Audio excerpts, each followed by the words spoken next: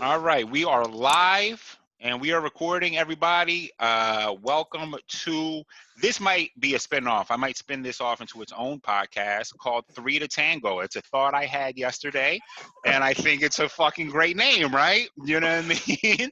So it's going to be a 5 episode fuck. series called Three to Tango. We got Fred Estrada. Fred, say hello. Hello? You know Fred from other such things as us doing our movie podcast, which we're going to be recording an episode tomorrow. Or tomorrow might be the day when this comes out. I don't know. Victor, say hello. You. Victor is the better looking person than me, who I talk to talk basketball about, but I am better than him at basketball. It's important to note here that what we have here are the two most aggravating defenders I deal with when we play basketball. Although Fred has retired, but these are two of the most frustrating people to be defended by. Fred is this is going to be a great podcast because Fred plays 90s type of defense, which is it's either all of it is a foul or none of it was a foul. You know I'm in what I Charles mean? R. Oakley. Yeah, he changes how the game is officiated. You know what I mean? So, how's everybody doing today? First and foremost, Good. everyone's doing good. Great, Yep. man.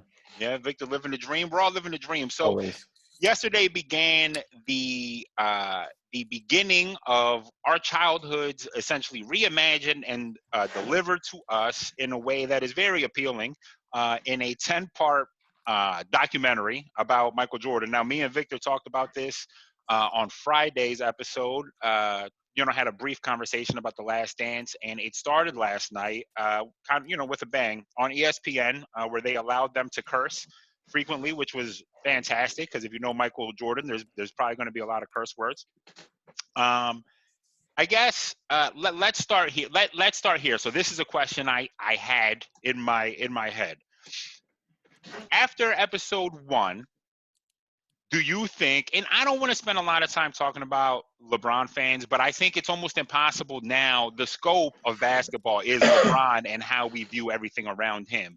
So do you think that, let's say a LeBron fan who watched this, and I don't want to say a LeBron fan because that sounds like left versus right or something like that, but somebody who believes LeBron is the greatest basketball player of all time, for example, watched episode 1 specifically and said, you see, LeBron is greater than MJ. What do you think that they would have walked away from the first episode thinking that? Fred, what do you think? I don't think that if you're a LeBron fan, now granted, when you're a fan of someone, you're just gonna, take a side regardless of facts. But I think one of the things that you kind of saw with the Jordan, with the doc, is that Jordan willed teams to win regardless of like what he had, and he wanted to win the game so bad, right? And where I think one of the criticisms have been with LeBron, that there's times where he kind of doesn't show up at certain times. It's like he can turn it off. I think in my opinion, I think LeBron is just as great as Jordan, like his ability. But I think one of the things is that I think, and of what I've seen, I feel like he shut it off when I know he could like kill everybody on the team, right? And he could do the same thing Jordan has. It's just that Jordan had like a motor that he chose to keep on.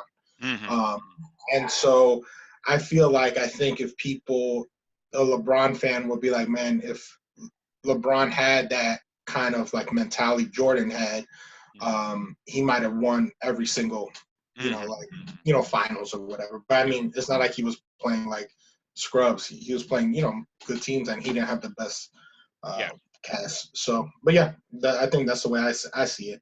How about you, Vic? They definitely still think LeBron is better just because that's who they are. They identify with the person With LeBron weakness. is. I'm joking. I was gonna say the emotional part of LeBron, but if they're paying attention, then like Jordan is the greatest player in NBA history. If you're talking about talent, it's a different conversation. He's the greatest player ever. And episode 1 showed a few things that LeBron never had to deal with and that he wouldn't have dealt with. And they kind of glossed over it a little bit, except for the whole cocaine circus that the Bulls were. Mm-hmm. It's like if LeBron James would have walked into Cleveland and his two best teammates were on coke and everybody knew it, he probably would have never shown up to camp. Mm-hmm. Mm-hmm. Right? Where Jordan was like, okay, I guess I'll go to practice now. Yeah. After I watch you guys snort some coke. Mm-hmm. Mm-hmm. Yeah, no, I think that, and there's a specific reason too. So two things. One, to Fred's point about what one of the quotes I took away from yesterday was I think it was Van Gundy who said it. I think it was Jeff who said it about he had it might not have been Jeff. Maybe it was Pat Riley. I don't remember who said that he had a motor. The switch. Yeah, the off and on switch, and he never turned that. Never turns it off, and that's something you can never say about LeBron. Yeah, I agree. And there's a specific reason why I said after episode 1, because I definitely felt like after episode 2, where they were blowing Scotty for so much of that episode, that they left that episode saying, you see, LeBron is definitely the greatest. If MJ was playing with the second best player in the league, according to Phil Jackson, then I think a LeBron fan would walk away from that and say, you see, how could, you know what I mean? And completely just ignore the D-Wade conversation at all. But the point is, just the thing I want to point out is that second episode is framed in a very specific way. That, hey, this is one. Okay, so let me backtrack for a second. Mm-hmm. Through the first 2 episodes, now apparently it's supposed to get worse for how we see MJ. But the first 2 episodes for me seemed like this was an MJ like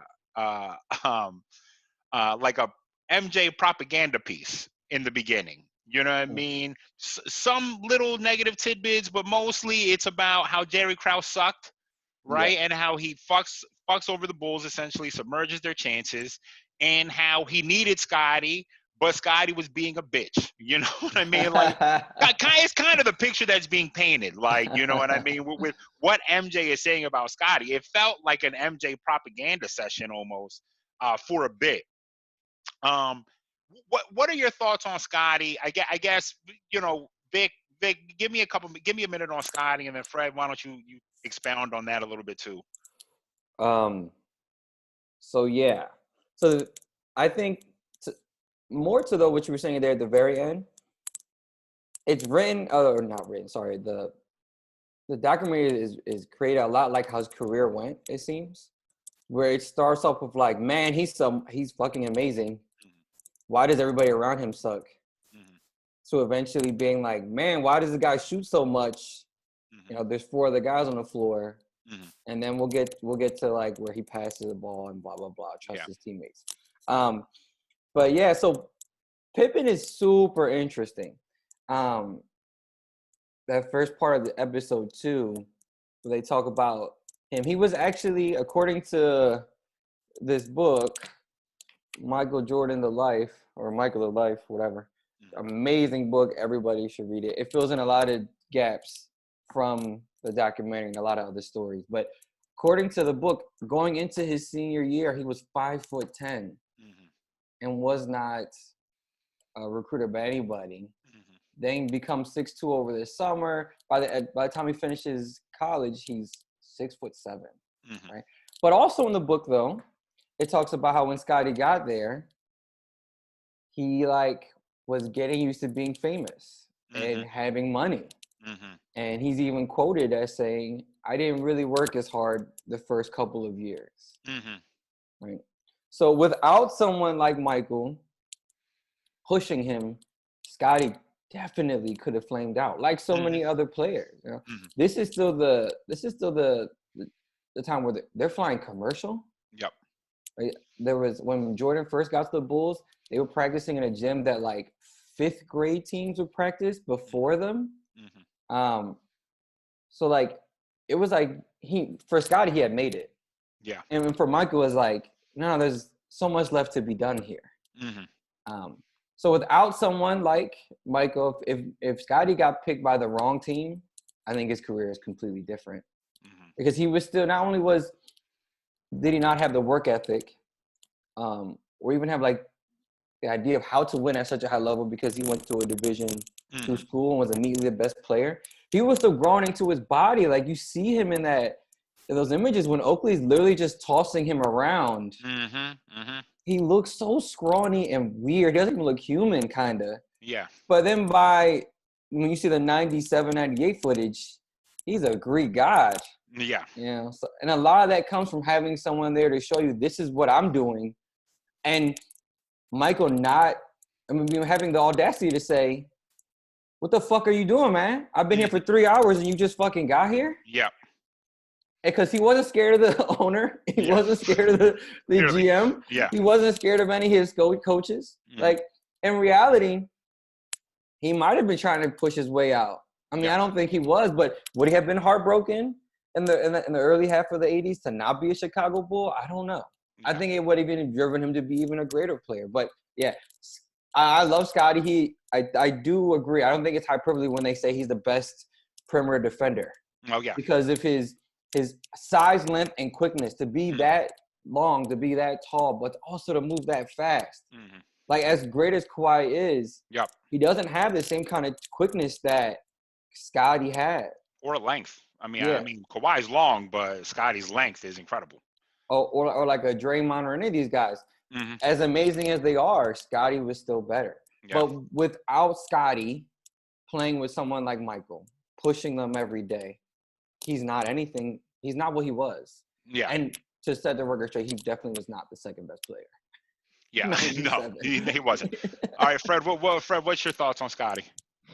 You know, I think one of the things is, you know, so watching this, you know, brings up like a lot of memories, right? So me growing up, you know, I was a big Bulls fan. Mostly, it was all because of Michael Jordan, right?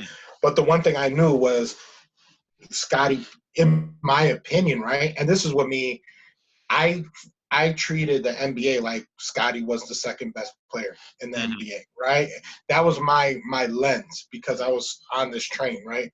So of course, like I thought, like if Jordan can do it, Pippen's gonna do it. I think what the doc really showed, you know, I think at the time, you know, because I was a kid, I wasn't really privy to a lot of the like the contract stuff. Like I didn't they did make Pippen look like, you know, kind of just like a, you know, they took advantage of him. A kind of. Yeah, so like he bet on himself in like the worst way possible. Yep. And you know, you like it just shows how different management is now compared to like they had like this old world, you know, type of thinking where like they were like, the star can't run the show. We have to run the show. Yeah. Like Krause, like, you know, I remember hearing about Krause, but I mean, you know, he assembled a pretty good team. Yeah. Right. You know, during those years. And but to see the attitude, like I couldn't imagine, like for me to find out that they were just trying to blow up the team. Like get rid of a coach who has won 6 rings. Yeah. It would never ever happen in today's NBA, in today's NFL, in the major league. It wouldn't happen, right? I think what happened was it showed that, you know, they won the lottery with Jordan, and it completely, they thought that they were like, they had done like this great thing, you know, something. So anyway, besides that, you know, didn't really know Pippen was, you know, that whole situation. Yeah. You know, he got, when they showed that scene with Charles Oakley, he got really disrespected. He got shoved, and Oakley slapped the shit out of him. Yeah. No, and he took that, and he took it. And I get it, because I think when you're young and that type of hazing type of culture, you just take it because you know you're going to get someone else back, right? Yeah. So, and Charles Oakley, you really didn't want to mess with him. But I think from the gate, I knew Pippen, you know, in my point of view, was the second best player, even though, of course, that can be refuted. But and Jordan says, like, without Pippen, this would have never happened. So I guess, you know, I didn't like his attitude is kind of off-putting, but it's a business, right? And I think I understand his attitude, but it was funny, the 2 different reactions between Jordan and Phil Jackson. Phil Jackson understood the for sure. the situation, but I think also it's because he was kind of mistreated by Krause as well, right? So he could kind of relate, and he told Pippen like, hey, that's what it is, what it is, right? Yeah. Whereas Jordan, his view might have been skewed because everybody was on it. He got to do whatever. He was the golden child. Yeah. So, but you could tell he wanted to win so bad that he was like, yo, he should have gotten that surgery. Yeah. Right nowadays, I think people, players say, hey, he got to do him for his money, for his family. I've never heard anyone ever like complain about someone in regards to a contract nowadays. I think everyone kind of realizes, but it looked like Jordan cared about winning so much that he was like, he should have gotten surgery. Like, what are you doing? Worrying about money. Yeah. It is what it is. Yeah. He still got to win, this thing. So it was I thought it was interesting, those two different viewpoints. Yeah, no, I think you brought up two good points. One point I want to mention is I wonder how a fan, for example, who may hate player empowerment or see such a negative in player empowerment would look at this documentary and view Scotty's situation. Are they going to say, shut up and play, you signed this contract? I mean, ultimately, right, Scotty does this to himself, you know what I mean? But does that make it right? This is one of the bigger the most famous. I think that there are some cases like this in the 80s, but really this is of someone of Scotty's caliber on a franchise of this caliber, of someone saying, essentially forcing themselves out. You know what I mean? And not getting, as we know, history goes, they don't trade him. You know what I mean? They try, and there's a lot of what ifs around that, but it never happens. The one point that you mentioned about him getting slapped essentially by Charles Oakley, though, is, and listen, a lot of this is conjecture, right? Who I can't decide whether Charles Oakley would have slapped the shit out of Jordan like that, right? But just knowing Jordan, and it's important because this really paints the picture of what Scotty is. Scotty is a very supremely talented player. At that time, though, if you replace Scotty with Hakeem and Jordan doesn't leave, they win 10 championships. I don't know, 100 championships. They win all the championships. Scotty was a great player, but this paints that picture. Scotty was a little up and down emotionally with what happens when MJ's gone, obviously sitting, refusing to go in because the play gets called for Tony, who we're going to talk about in a moment, refusing to go back into the game. Now we're having issues with contracts, him refusing to get surgery until the end. I mean, that is fucking insane. When you're talking about the greats, right? You're talking about the greats. You're talking about guys who will sacrifice anything to win. And this is even to LeBron's credit too. LeBron, the work that he puts in his body to win, right, to stay effective, I don't think any of the greats could to look at Scotty, what happens there with Krause and relate, but they also would probably never have signed that contract. You know what I mean? And this is also another point I want to make too. I think Scotty signing that contract is a window into what science was at the time, what health science was at the time, where the NBA was in terms of physicality. Today's NBA, you're not going to see players get hammered. I mean, Scotty has multiple dunks on multiple centers where he ends up doing a backflip and landing on the floor. You know what I mean? You would never see that in today's NBA. And on top of that, if you did, the science right now is so far advanced that you wouldn't even be concerned about an injury like that. You know what I mean? I think at that time, with how Scotty was raised, it's important to note that he viewed a shelf life on himself. You know what I mean? But I think, on that, right?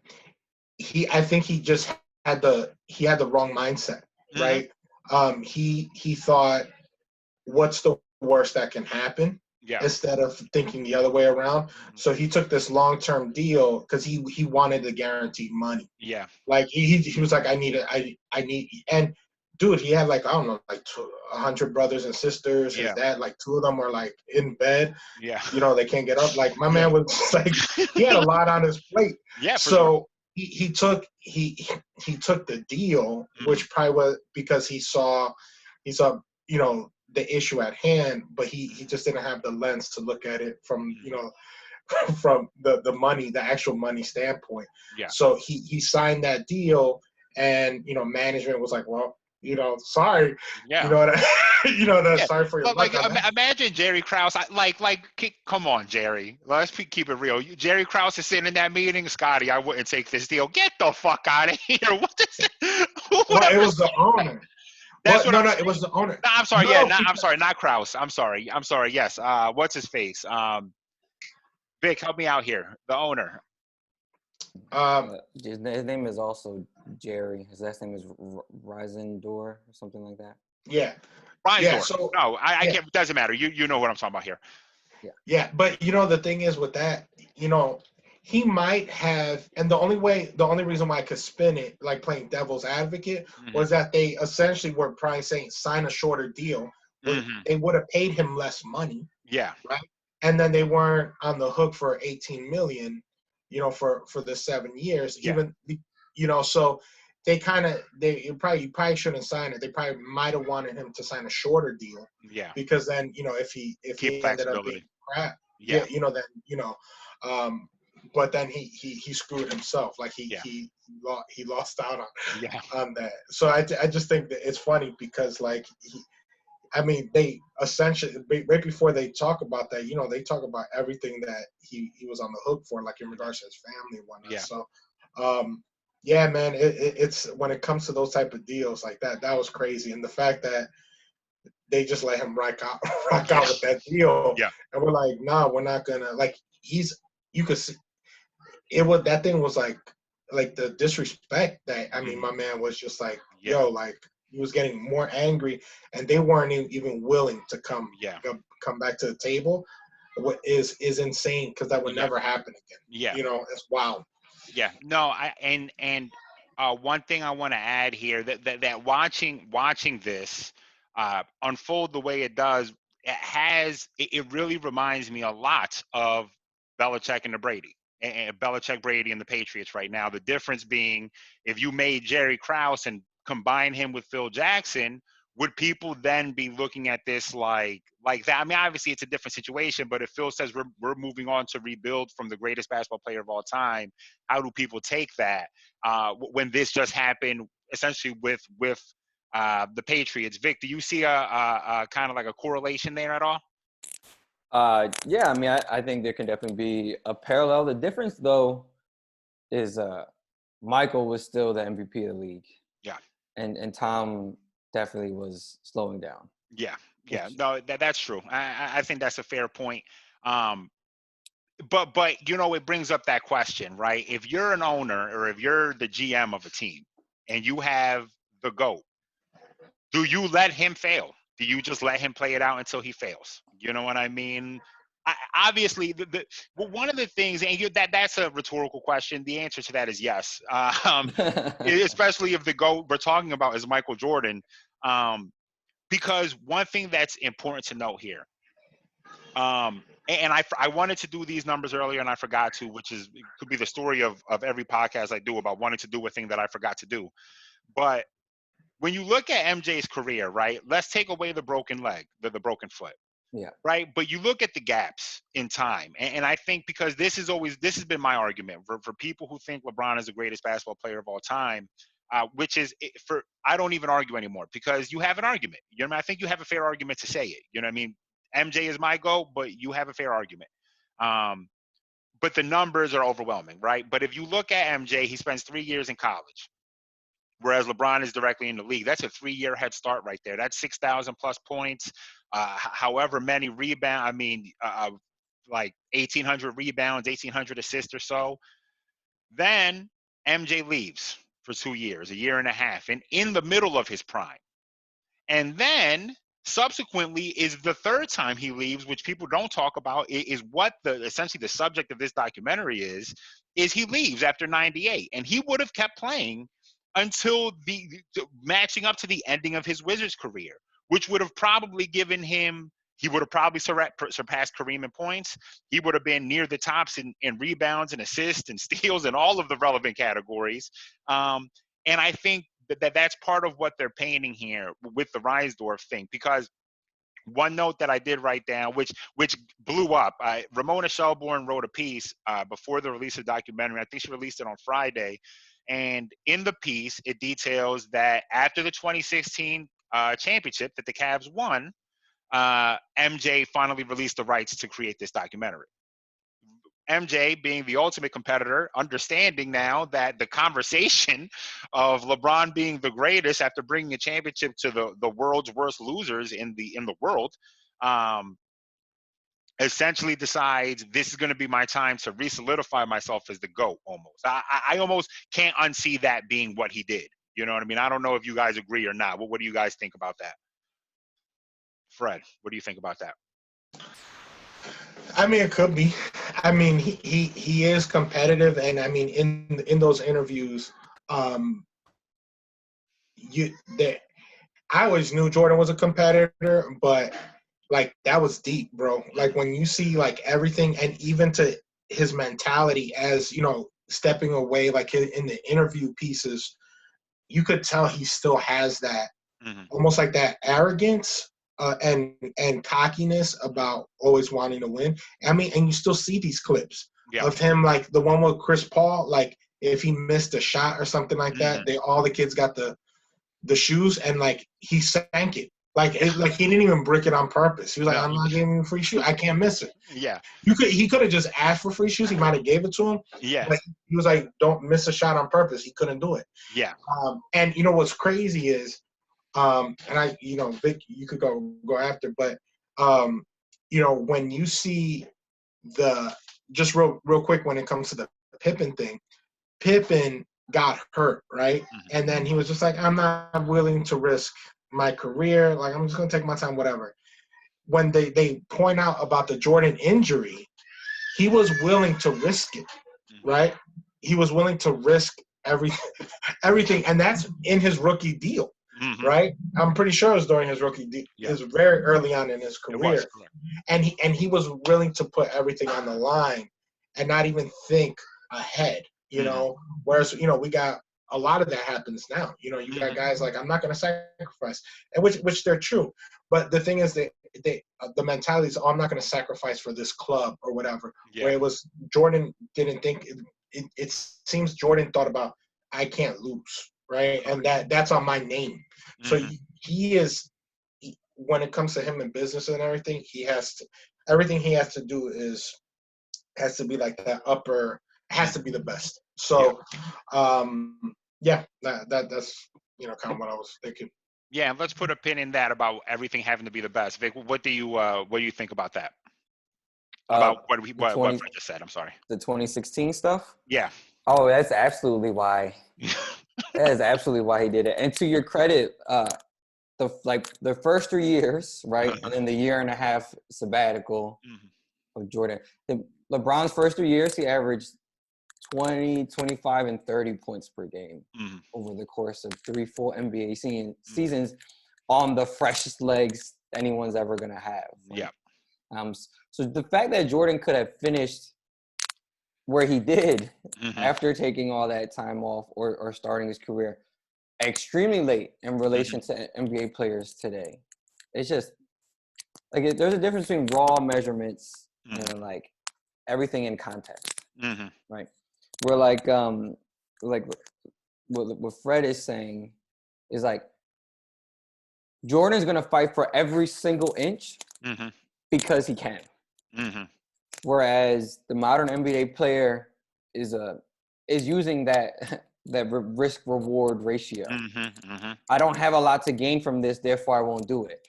It would be inconceivable in the 1990s if I would have told you when I was 1 year old in 91. And in 12 years, there's going to be this guy who we're going to say might be the greatest player ever, and he'll never compete in a dunk contest. You never would have believed me. Yep. Right? Because that was part of the measuring stick. Correct. Right? Jordan, as a rookie, goes in there. He loses, but then, wins the next 2 times. And only after he does it 3 times does he decide he doesn't want to do it anymore. Yeah. But 3 times is a lot of times to do it when you're the face of the league. Yeah. Right? And the reality is that he has everything to lose. Anybody he goes up against in the dunk contest, in particular the final 2 times, they're the guy that beat Jordan at dunking, which is what Jordan was famous for. Correct. Right? But he relished the challenge. So yeah, so when people start saying stuff like, "Oh, this is the greatest thing ever," he came back from the 3-1. Mike's like, all right, let me remind y'all. Yeah. I need to remind y'all real quick. Yeah, I think, and I can't believe I'm about to give Skip Bayless any fucking credit on this podcast or on anything I'm ever going to say in my life, but that's essentially what Skip's argument has been about LeBron not going to the dunk contest, is him being afraid to lose. And it's a great point, because one thing that I did want to notice, even in regards to MJ, the anecdote MJ told about going into the hotel room, seeing everybody doing the cocaine and bouncing, which who knows how true that was. I believe it, but I wouldn't be surprised if he stuck around for a line or two. I don't know. But I don't think he did. And I think that a credit to LeBron, both of these guys are super self-aware.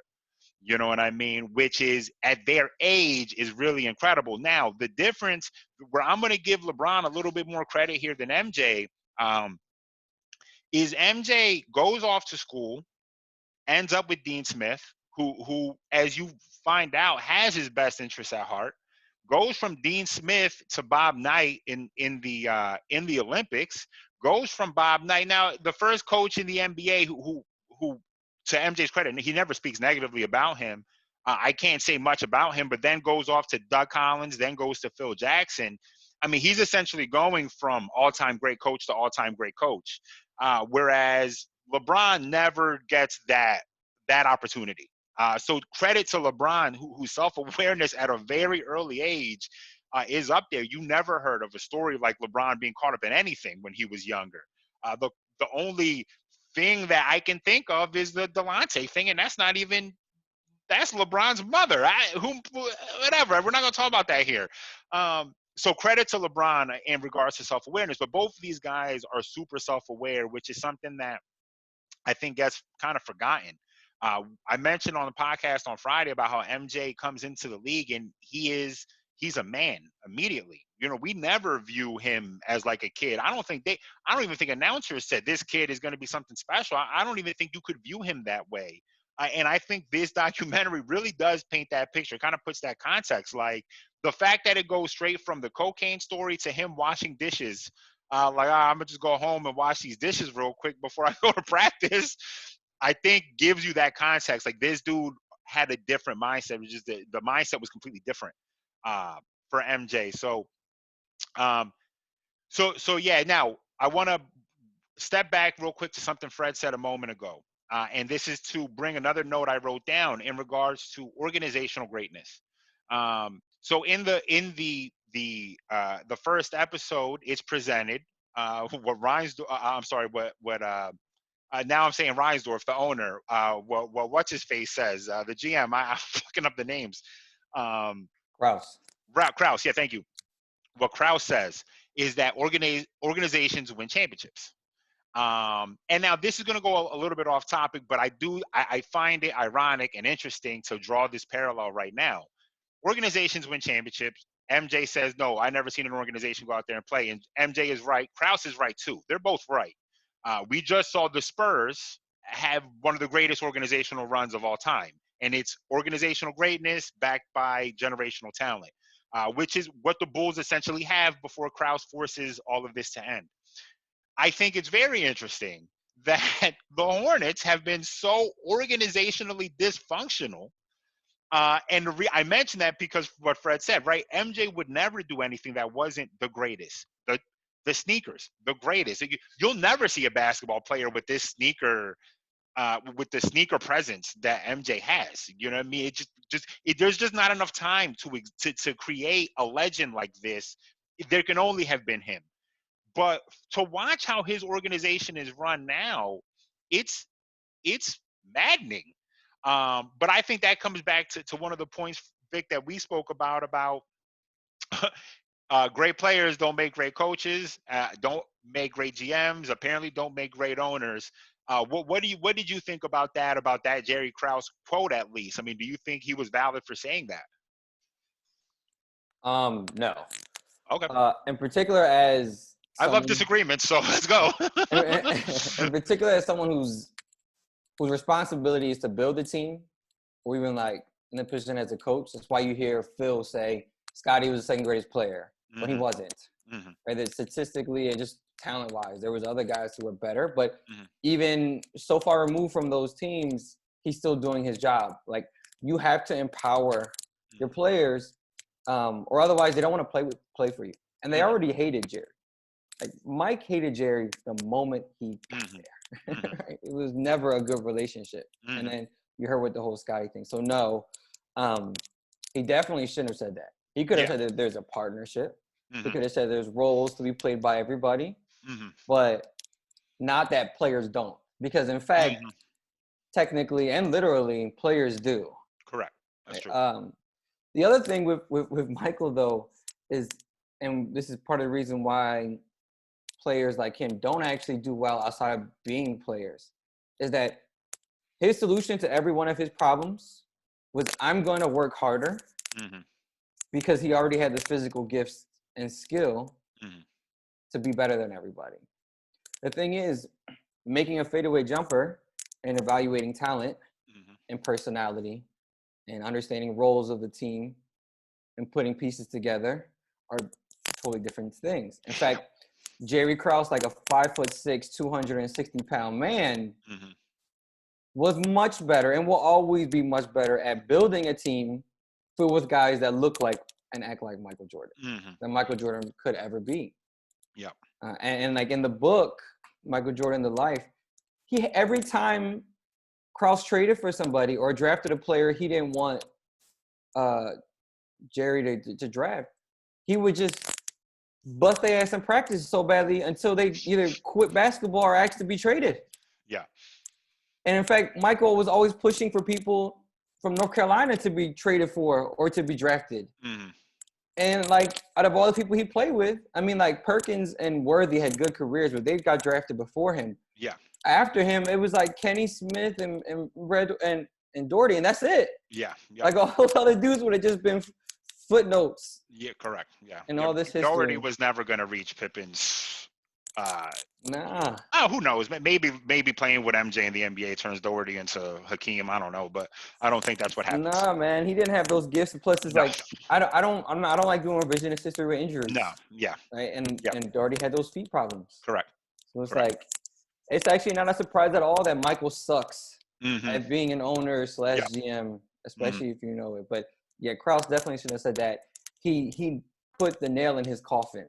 With statements like that, where like he, as brilliant as he may have been, he was far too toxic and insecure to be around such giant egos all the time. Insecure, that's a great word for exactly that. Fred, what do you think?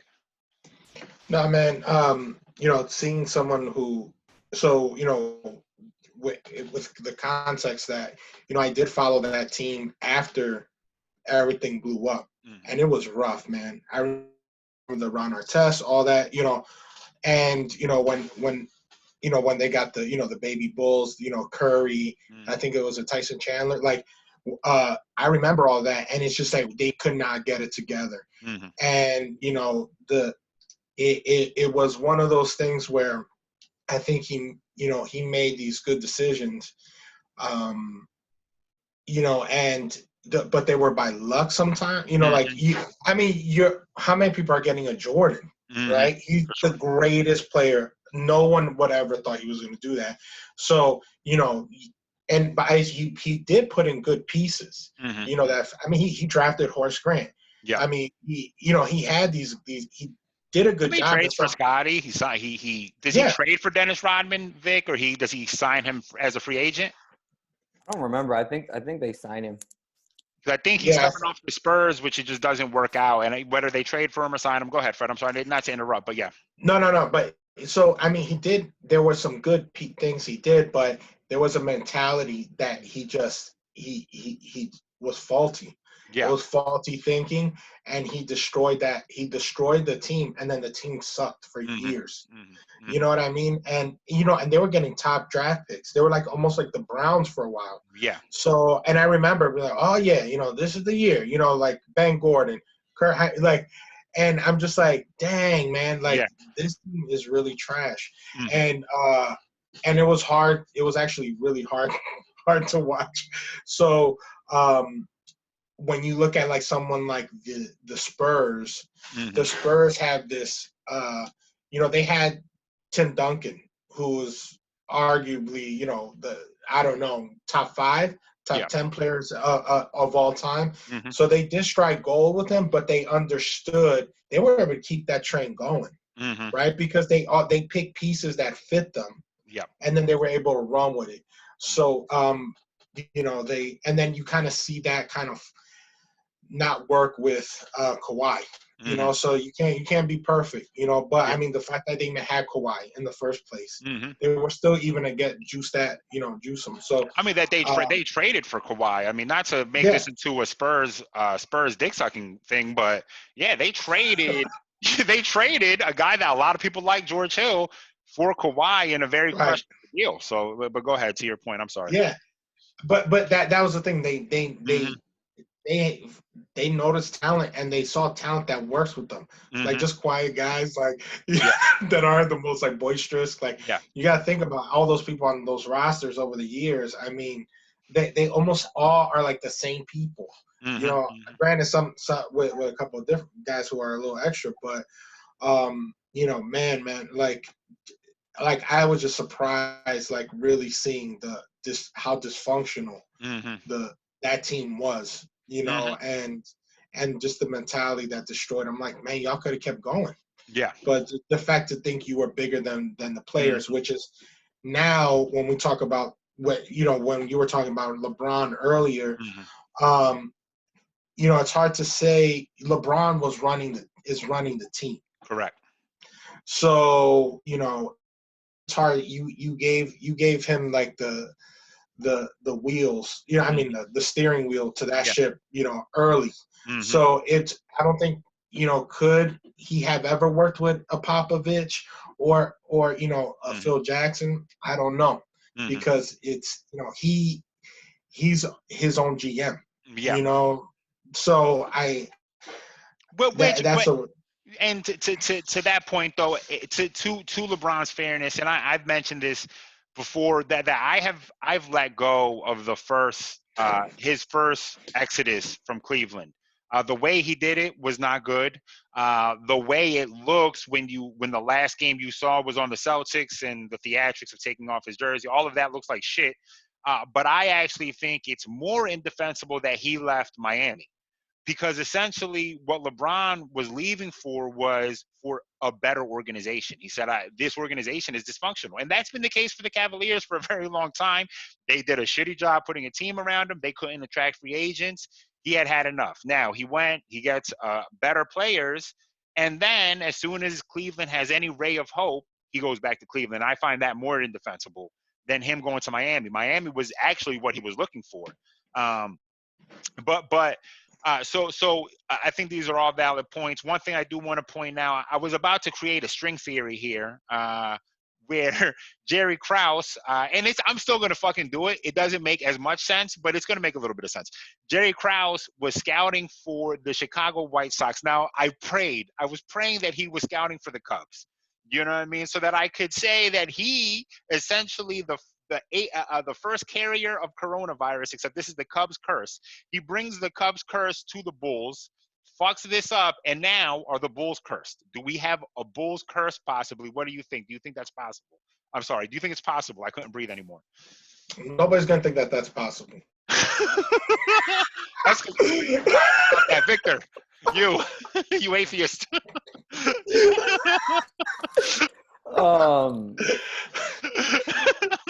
No. Not only is it possible, but it's likely, and in fact, it's happening. Derrick Rose's knees did not get sacrificed for you two non-believers to not believe there's not a curse there. Real quick on Jerry Krause, though, I thought it was a little bit unfair that they said that in that manner, because Krause actually scouted in the NBA for a long time. Okay. He actually scouted Phil Jackson out of North Dakota and wanted to draft him for the Bullets. Oh, wow. But Okay. he ended up getting drafted by the Knicks. Well, no, I mean, the owners. Oh, yeah. But the owner said even in this episode, whatever the dude's name who we kept forgetting. Reinsdorf Reinsdorf says that, Krause is who brought Phil Jackson, started his coaching career. Yeah. Yeah. If there's no Jerry Krause, there might have not been a Phil Jackson. I mean, I still would have doubt, but granted, Phil Jackson also benefited of playing with the best basketball player ever, but that's Krause is instrumental into Phil Jackson's legacy. Because if Phil Jackson was coaching, the Bullets or any other team, we're not talking about him. Yeah. Yeah. Yep. No. So more on Phil. Krause brought him in. Wanted to bring him in originally when Stan was coaching the team and Michael was in his first few years, and he wanted him to be groomed by Tex Winter, who was the assistant coach, the one who develops the triangle offense, or at the time it was called the triple post. He shows up to that interview with shorts, a straw hat with a feather tucked in it, and like a Hawaiian shirt or something. Probably left that hotel room where MJ did not do anything. Go ahead. Well, the thing is too, like as a player on the Knicks, once he retired, he wrote a book about how he would trip acid and stuff. So, needless to say, he didn't get the job the first time. So after they hired Doug Collins, straight out of the commentator's booth, which was very controversial. Like it worked out for both Pat Riley and Doug Collins. I'm about to say, yeah, which is we'll give that anecdote in a second. Still very controversial, right? And then again, after a few years of Doug, he gets Phil to come back in, tells his stupid ass to wear a tie, and he gets hired as the lead assistant. But the whole time, Doug kind of knows he's getting the end is coming. And the reality of it is that Krause loved Tex Winter. And he was going to get rid of any coach that wasn't going to finally just let Tex run his offense. And that's what Phil did. Because Phil thought of himself more as a defensive-oriented person in the first place. But before that, though, he was an assistant, I think, in college, and he won a CBA championship, Phil Jackson.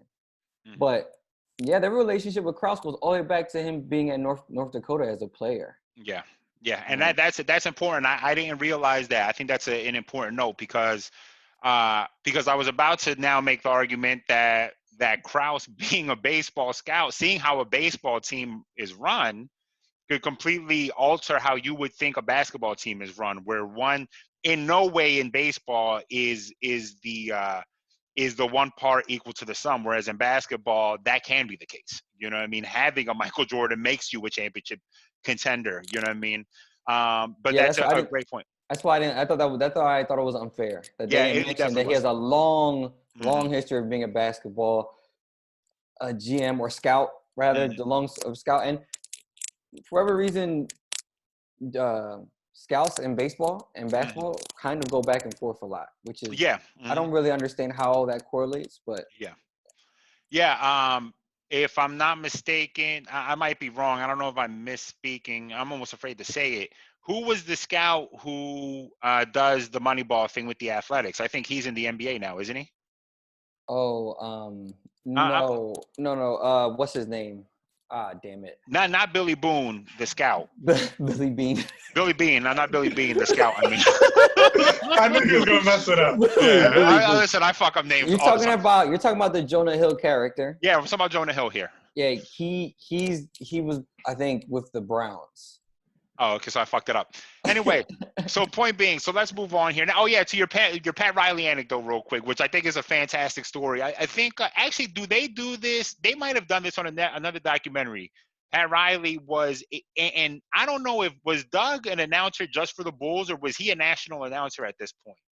I don't know. I think he was, I don't who even knows if there was national I think he announcers. was working at like CBS or something, or NBC. See, and it's great because Pat Riley was the a la Abdel Nabi of the Lakers, you know what I mean? And essentially, what's his face pulls him out to start coaching mid-season, you know what I mean? Only to become, I don't know, is it mid-season? I mean, it happens early on in the season it's when they do the head coach.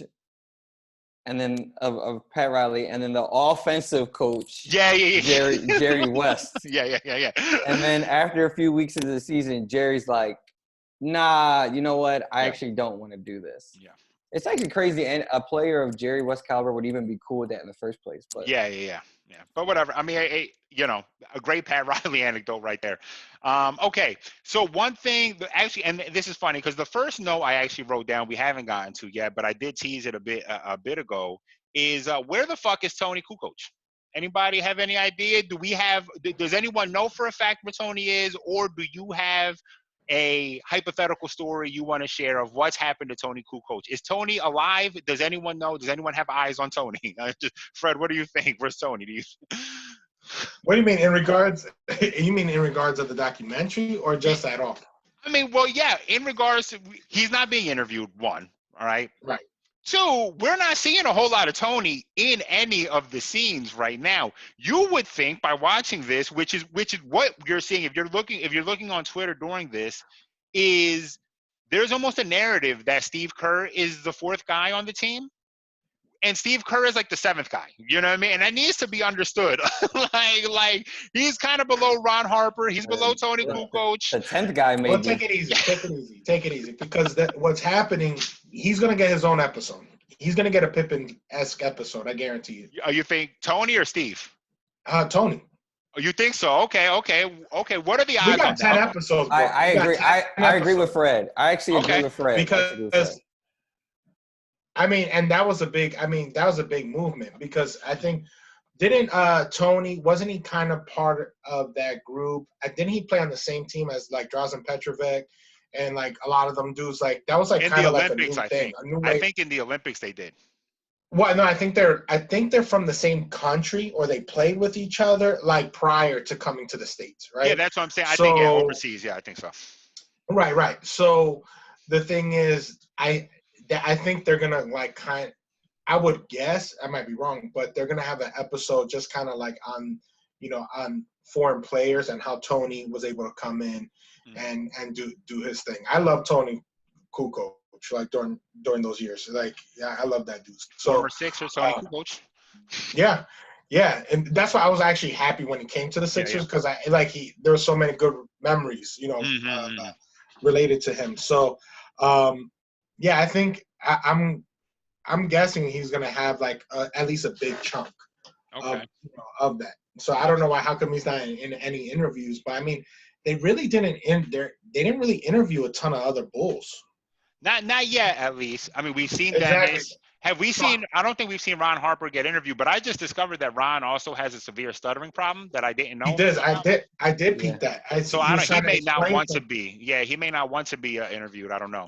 Yeah, but I mean, you have a bunch of guys like Horace Grant, who's been vocal. Like I've heard his thoughts on stuff. So, and we're still missing. I mean, we know Kobe gets interviewed. We know all these other guys get interviewed that we still haven't seen. So and even just real quick too.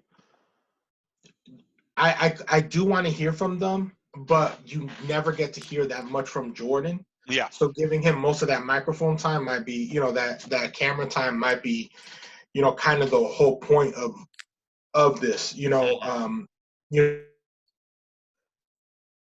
Most documentaries they're gonna go from all these. They're trying to get it out like straight out of his mouth, which is very rare because there's not a ton of like interviews, and like he gives like a lot of vanilla interviews too. So it could be that. I do think Tony's gonna get his own episode because of their relationship with him, and by they I mean Scotty and Jordan, wasn't great to start. Nope. They hated him because they hated Krause, and that was Krause's guy. Mm-hmm. And Scotty like being very aware that this guy's gonna come in and make almost more money than me right away, so fuck him. And in the '92 Olympics, they double teamed him every time he touched the ball when they definitely didn't need to. Mm-hmm. Like they went all up in his asshole. Yeah. And he's like, what the fuck? Like, I'm about to play with you guys, like in a few months. Mm-hmm. Mm-hmm. Like the story goes that Krause was trying to find $3 million or $2 million to pay out Kukoc's contract to bring him over here. And as we all are aware now, that was more money than or that was the total of what's his name, Scotty's salary for the season. Yeah, for that season. He's like, so you motherfuckers can find $2 million extra to pay for someone's contract, and then bring him here and then pay him more. And pay him more. Y'all can't give me a little bit more. Yeah. No, I think that will be part of the. I think that might be part of the dream team episode. Even though they've done a lot of things, I think once they start talking about international play, Tony will come in. I think Harper is interviewed for it, but Ron speaks all the time in public. It just takes a while. Yeah. It gives. Right now somewhere, all right, they're playing the Billy Madison GIF. Just know that, all right? Shout out to anybody who has a stutter, though. We're not being insensitive. We are being insensitive, but we don't. Let's just move on. So I have 2 ideas of what's going to happen with Tony here, all right? And this is going to be real dramatic, so get ready for this. Either I don't think we see Tony, because of what you just said. I don't think Tony would ever want to revisit his time alongside MJ and Scotty, because what they did to him in the Olympics is like they sodomize him during the Olympics, essentially. You know what I mean? They are biblical, right? It's horrible what they've done to my man Tony during the Olympics, and I don't know that Tony wants to relive that. Or Tony becomes like a Kaiser Soze type character who shows up in like the last scene of episode 10 to bring it all together in some weird way. You know what I mean? That's like, all of a sudden it goes dark and you're thinking, well, we ain't never seen Tony. And then it's like it goes dark and there's just an empty seat. And then you hear somebody, so I put the microphone here, and they're like, yeah, put the microphone there. And he sits down and it's like, oh, it's Tony Kukoc. You know what I mean? And he has something to reveal. But I think I guess I had some issues with the documentary. I guess what we could talk about some of that, almost a little nitpick, where it's confusing what this is actually about. You know what I mean? Because it's painted as it's about the 98 team. You know what I mean? And if it's about the 98 team, then you need Tony there, because he's, their third offensive option, their 4th best player, arguably. And it's weird that we haven't seen him in the first 2 episodes. He is a big part of the 98 season. But because they're roping so much history in it, I guess, maybe they're just not at that time, like you said. Maybe there's that episode where they go into the 92 Olympics, because I'm sure they're going to talk about the relationship between MJ and Isaiah. I'm sure they're going to talk about all those things, you know what I mean, about the upstart magic at some point. They have to talk about MJ stepping away from the game. I still think they probably talk about some of the unscrupulous things of his life growing up. But I just think it's weird that we haven't seen Tony. You know what I mean? I think that's kind of confusing to me, personally. I don't know. So, okay, with that said, what are we expecting? Where we left off in episode 3, where we left off in episode 2, what are we expecting to see in episode 3? I mean, is that the Dennis Rodman episode, do you think? Yeah, that's what the trailer. They already said it. Oh, I didn't even see a trailer. You see, I could do this. You know what I mean? Give me a script and let me write these out. So you're one of those people. Once the show stops, he like instantly he saw credit and he changed the channel. Yeah. I turned it off immediately. I was tired. I wanted to go went to bed. I had enough. Someone else went to bed. Yeah, I had enough. I said I gotta sleep now. You know what I mean? I did not see any trailer. Well, that makes sense. So Fred, why don't you go ahead and give me a minute on Dennis Rodman leading into the next episode? Well,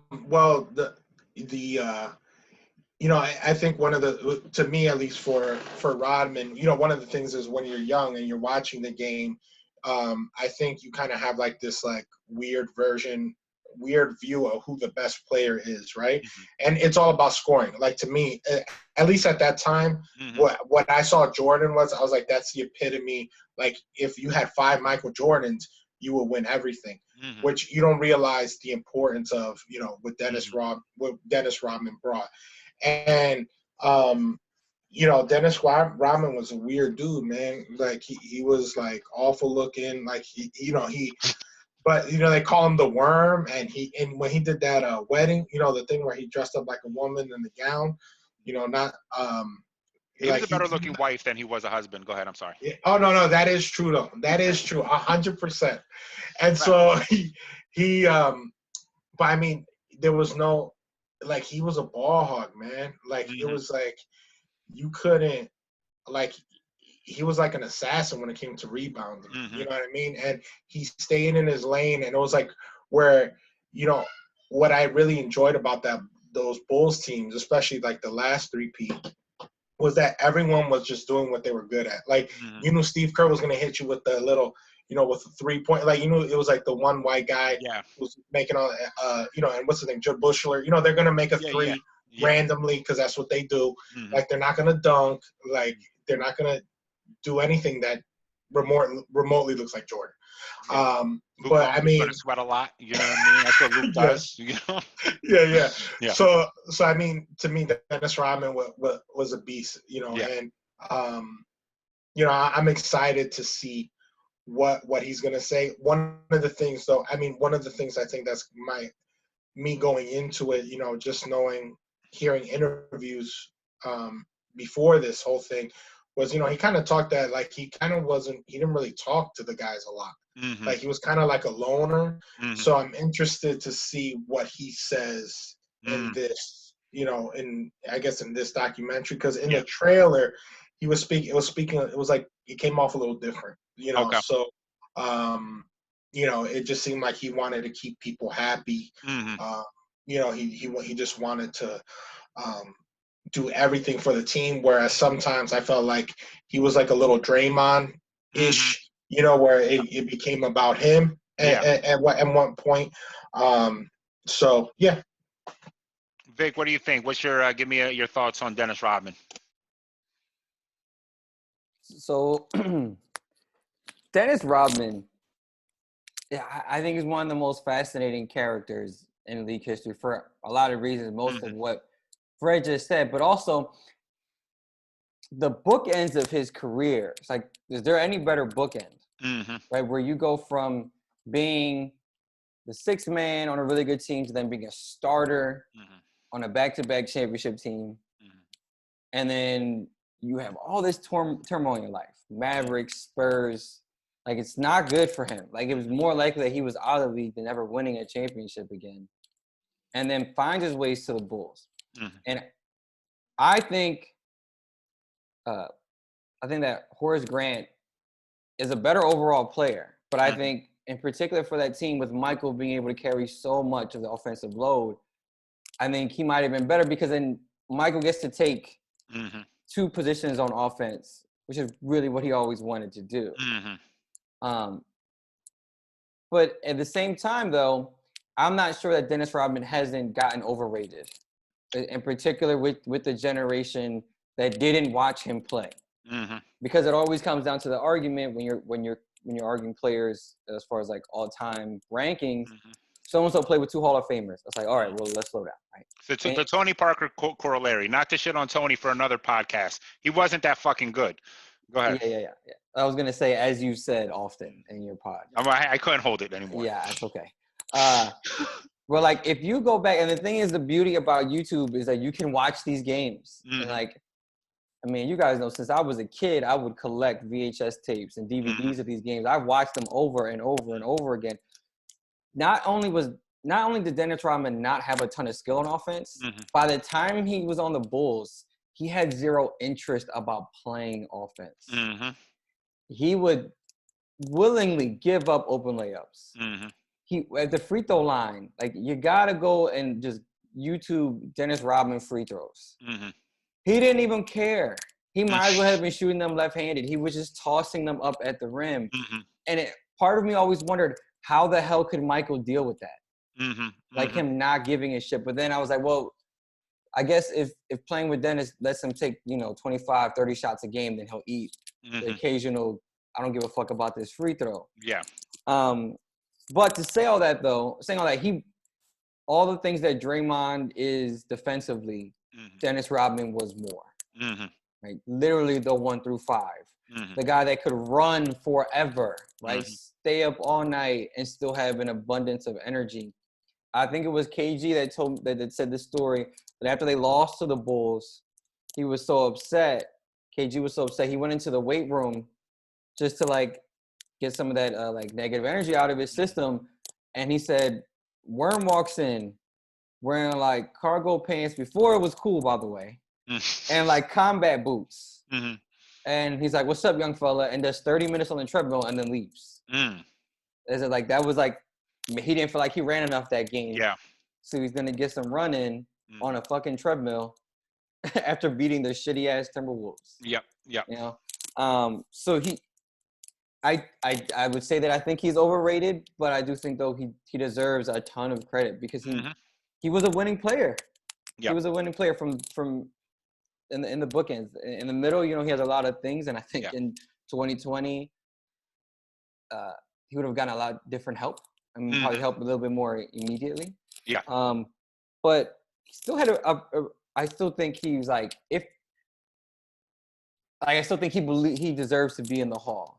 Okay. But like he should be the cusp of like where that cuts off in my Hall of Fame. But all the other stuff though was also pretty cool. As Fred said though, the irony of it all is that he was pretty unassuming when he wasn't around a lot of people. Like Steve Kerr actually said that yesterday. When you turn off the TV, if you would have watched it a little bit longer, you would have heard the interview with Kerr when he talks about how he was actually a lot unassuming and that he probably wouldn't be the person you think him to be if you met him individually.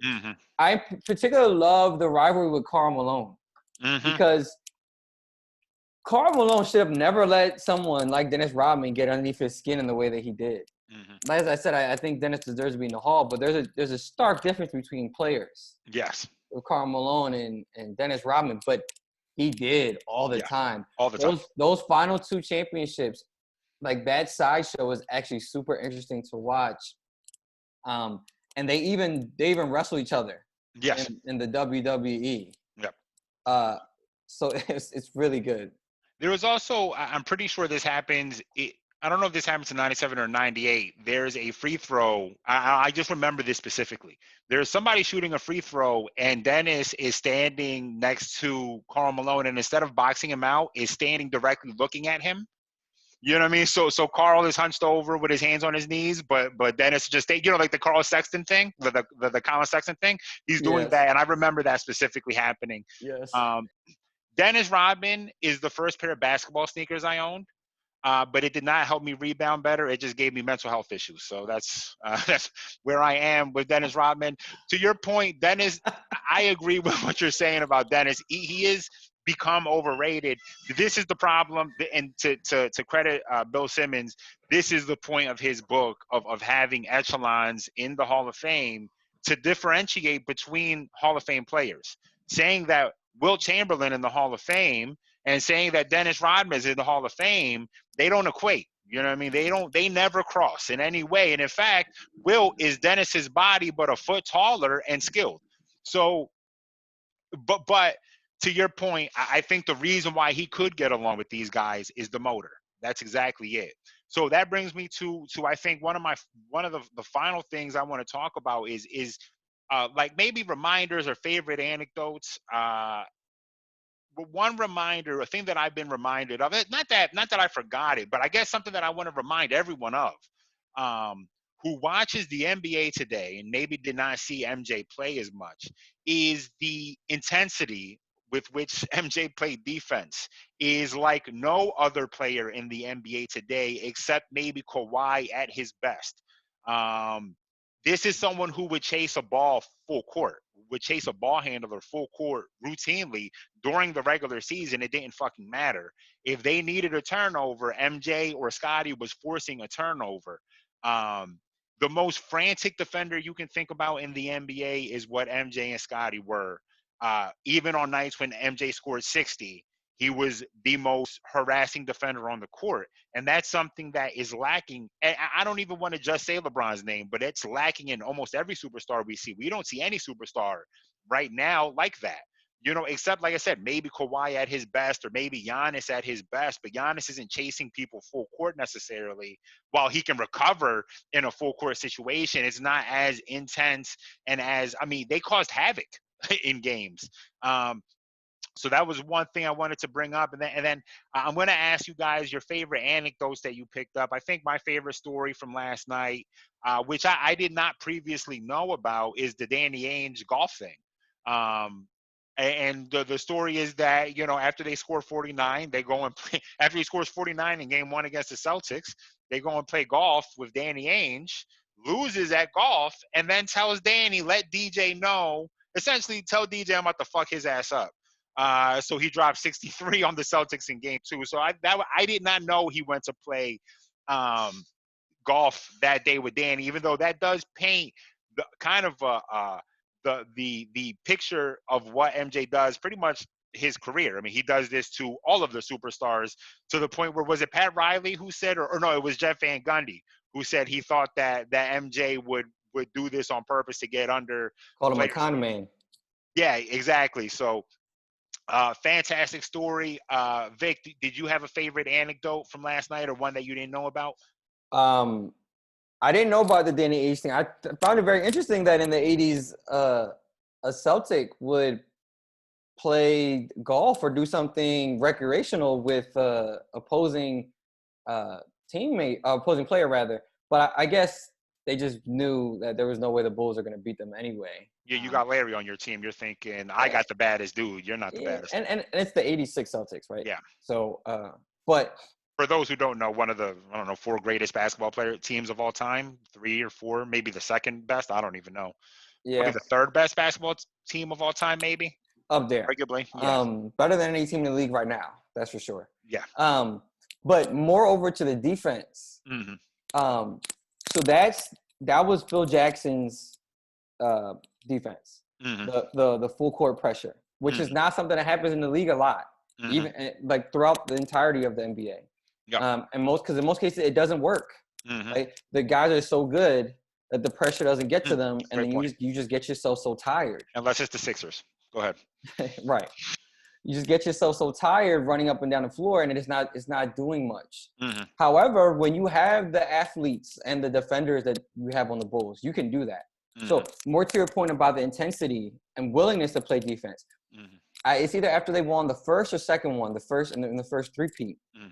Phil says, all right, we're going to tone down the defense until we get closer to the playoffs. And then, we'll do our thing in the playoffs. I don't want you guys to get tired. We've been playing into June, past few seasons. And Mike is pissed. MJ is pissed. He's like, what do you mean? It's like, we need to play defense. We need to win as many games as we can. To the point in the book, Michael Jordan, The Life, he pulls his team together at certain points in the season. He's like, fuck this, we're play fucking defense. Yeah. And he makes them play full court defense, even though Phil Jackson is telling them not to. That's never going to happen. No NBA player now is going to say, play harder? I mean, you mean I don't have to play that hard? Enough said. Yeah. Enough said. Yeah. Great point. Are you getting paid for the book, or are you? I think that's the 5th time you've repped it, Fred. I wish. Fred, anecdotes, things. Yeah, I think one of the things, that kind of stuck out to me was, when I used to look in the back of a Jordan card, that second season to me had I was like, oh, he got hurt. Right. And so I really didn't understand, I was still kid, baby, toddler during that time. So, I didn't understand everything that went past that season. In my head, I thought he was done. He got probably hurt in the beginning of the season and was out for the rest of the year. That's the way I saw it. And then seeing how nuts he was, right, about getting back in the game, all the drama, man, that just almost proved something in regards to my mentality. It closed the, I guess, conversation in my head about his mentality compared to LeBron's mentality, right? And that was one of the first questions, we kind of talked about. So seeing how, this guy was willing to even put early on. I mean, he could have been naive, right? Yeah. I mean, he was, he was willing to risk it, but it showed it was killing him. Mm-hmm. That 7 minutes, right? 7.5 minutes, all he got. Yeah. That was killing him. Mm-hmm. That he couldn't play, and it just shows how psychotic he was. That he Yeah. couldn't even like he was willing to risk, Mm-hmm. that 10%, Yep. not play ever again. Yeah. We wouldn't see that again, Yeah. right? Because it's just a different mentality, and I think even my mentality has changed when it comes to sports, right? Mm-hmm. I was naive in thinking like, when I was a kid, and I kind of think kids don't think about this anymore. Mm-hmm. But that like you love a team and that player loves that team so much that he's Mm-hmm. gonna stay on it forever. You don't know that. You don't really realize that it's a business. Yeah. You know, so not it's kind of soured over the time, but like players are looking out just for themselves, Mm-hmm. but and that's more on the financial business Mm-hmm. end, where here him looking out for himself was having to win the game, Correct. because him losing was more torture Yep. to him losing. So it just added kind of to like that mystique of like Mm-hmm. how nuts you always heard he was about winning. Yeah. I mean, even as a young guy, he was able to do it. So Yeah. I think that was one of the things. Um, I can't that shed a lot of light on this for me, and just how that last when I guess fast forward, to the '98 season, Yeah. he showing that he was still willing his team, Mm-hmm. right? Was just like he was just like, and it was driving him nuts. Yeah. You know what I mean? So, um, it just I guess that was the thing that stuck out to me, because I had always had that question and I never looked into it. Mm-hmm. So having that answer, kind of gave me more respect for Mm-hmm. Yeah, no, and I think to that point, one thing that sticks out to me is when they talk about that 10%, right? That 10% chance. Um, maybe I don't know if I remember this correctly. I'm pretty sure I do. He answers that question in the recent interview when he says, "Well, how fucking bad is the headache?" Right? And it's like he delivers that answer in a way that to me tells me he still thinks that way. You know what I mean? He would risk it all to win. And I think that essentially illustrates what we know and what we've always known about MJ was, yeah, correct. He would kill anybody to win the game, but the way he would celebrate, back to the point regarding the 7-minute halves that he could only play, when Paxson hits that game winner, it's MJ who's the first one on the court celebrating. He didn't give a shit how he won. And there was any time that starts with Kendrick Perkins said on Twitter, you should know that it's about to be some dumb shit. So Kendrick Perkins said on Twitter, and get prepared for dumb shit. Kendrick Perkins said on Twitter about how, if LeBron had passed up this shot, y'all would have been coming at him. And I replied saying that in a lot of ways, that narrative has been dead about LeBron for a very long time now. That hasn't really been an argument. That argument dissipated shortly after, I would say probably after they beat the Thunder in the finals.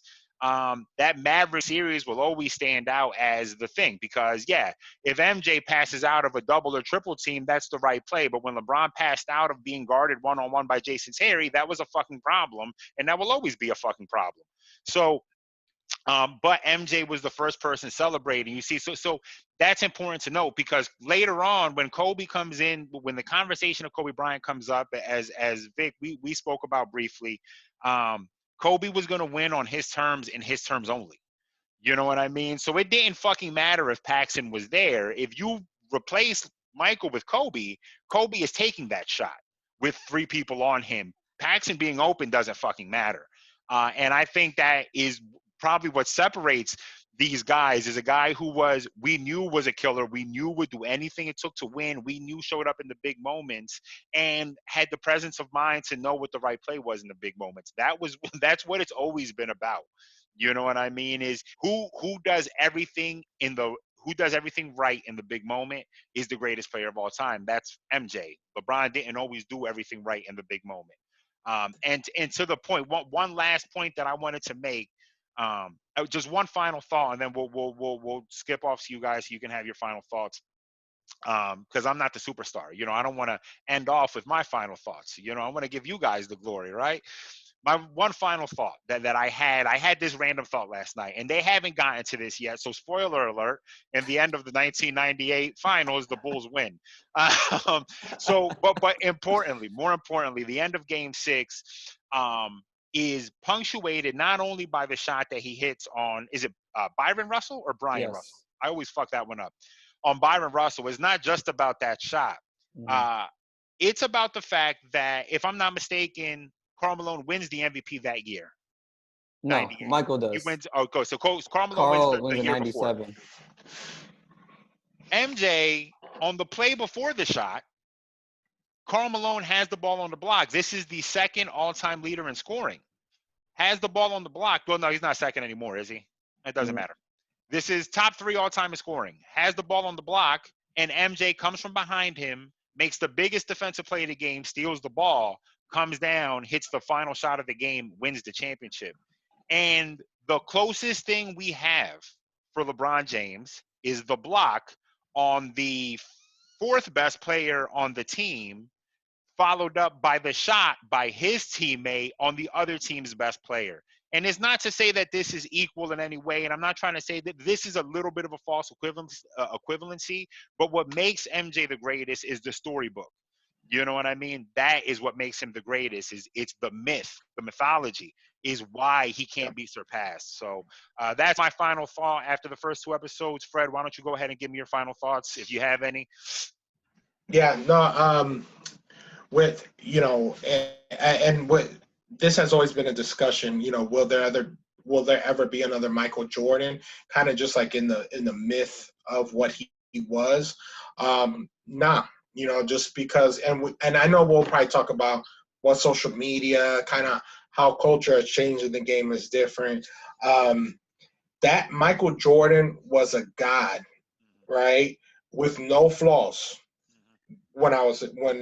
during that time. He would, you like, there was a song called Like Mike. Like, he had his own song. Like, like, I thought if I drank Gatorade, I was gonna dunk. I thought if I had a pair of Jordans, I was gonna dunk. I thought if I ate nuggets or McDonald's, I was gonna dunk. Which was actually it helped me not dunk. It helped me stay close. It helped you dunk. You was dunking in the sauce. I got you. That was good. You beat me to it. But I think, this has kind of shed a light on a lot of that. Like he said, like he thinks people aren't gonna like him. But you always knew that there was like this greatness, with what he did. And I mean, even like you said, like the storybook, even the 93, Jim Paxson hits at that game winner, right? Who I think Horace Grant gets the block, and then but the thing is, it was like everyone thought it was going to be Jordan, but Jordan just did whatever it took to win the game. Yep. Right. And Kobe is different. LeBron is different. They're all great, but Jordan just did it in a way that he got 6 rings. And to me, you don't got to be a rocket scientist to figure out that if he never retired, he's won more, and if he was stayed in the league, he probably would have won more. I think a lot of people would have bet on that because it's a clear pattern. He retires, no championships. He comes back, he three-peats on everybody. Yeah. So to me, that was like, I always assumed that he would have won those rings. Even as good as the Rockets were, or whatever. So, yeah, man, I guess that's it, man. I'm excited to kind of see what else that they're gonna unveil. I would actually like to see more out of Jordan's mouth. I feel like I didn't hear as much, but I'm pretty sure like the 2 episodes. Like, I mean, we're what, 30 days into the season, that 98. We're not really that far ahead. No, maybe not even 30 days. Not even so. I'm assuming that we're going to hear more about him, and a lot more of the drama, and kind of the things that made him who he was, throughout all those years that he was in the league. Yeah, Steve Kerr still hasn't gotten punched, so we got time. Vic, why don't you go? I thought they were going to mention that. I was like waiting. We got some time for you. They're ready for round 3. Go ahead. Well, Vic. No, real quick, if you would have heard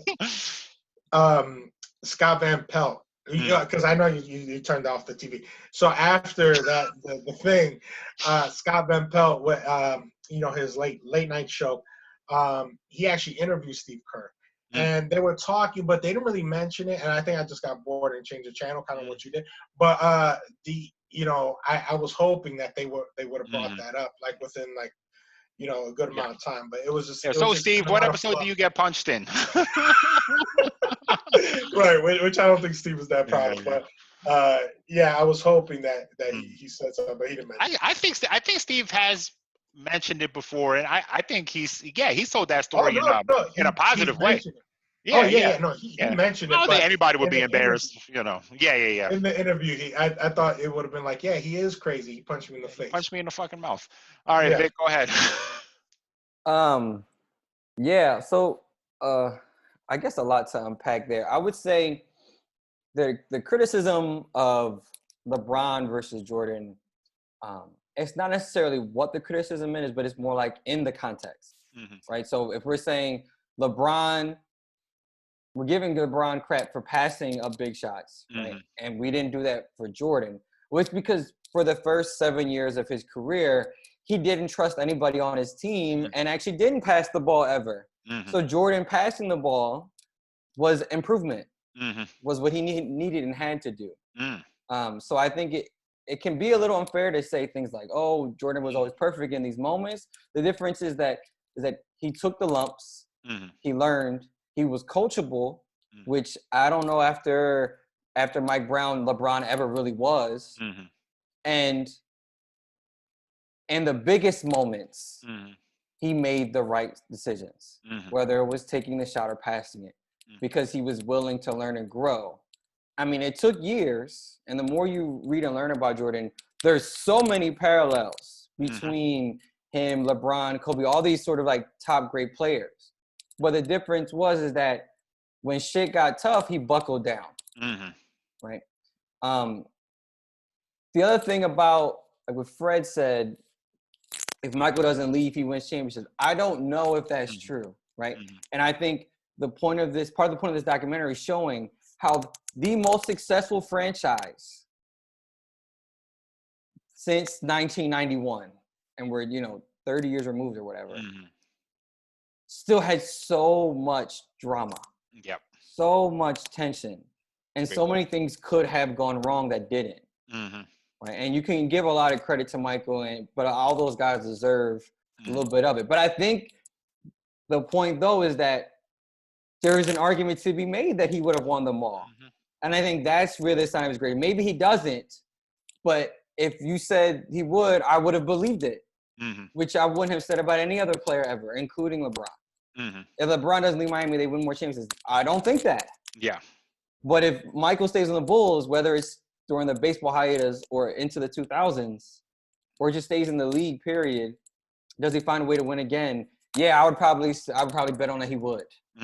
And I think that's the truth of his greatness, is that when it comes down to these questions and we have to nitpick because of how good LeBron and Kobe and Timmy, all these other guys are, is that this is how he differentiates himself.